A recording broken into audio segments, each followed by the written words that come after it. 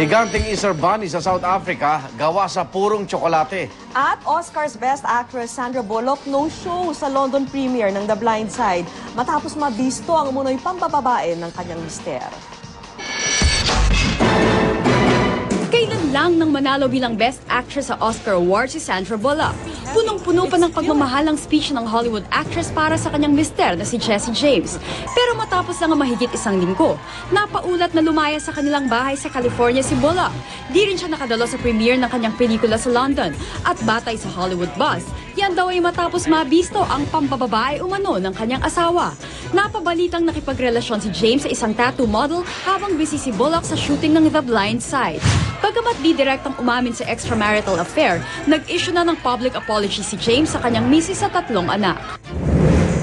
Mukha namang ayaw tantana ng intriga si Tiger Woods. Humuhupa na sana ang sex scandal na kanyang kinasangkutan. Pero bigla namang naglabasan ang mga malalaswang text message na ipinadala raw ng golf star sa isang porn actress. Ibinunyag ito ni Jocelyn James sa kanyang website para raw patunayang nagkaroon sila ng 3 taong relasyon ni Woods.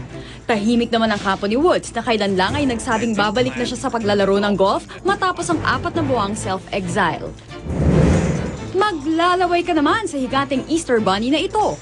Made in pure chocolate kasi ang kunehong mahigit 12 talampakan ng taas at 3 tonelada ang bigat. Record attempt ito ng South Africa para sa world's largest rabbit na gawa sa tsokolate. Para sa saksi, Rosetti Rivera, nag-uulat. Susunod ng OFW Diaries at yan ang mga pangyayaring tinutukan ninyo nag-iisang liga ng katotohanan. Ako naman, Arnold Clavio. Hatid naman ay balitang walang kinikilingan, walang pinoprotektahan, walang kasinungalingan, serbisyong totoo pa lamang. Ako po si Vicky Morales. Hanggang sa Lunes, sama-sama tayo magiging saksi.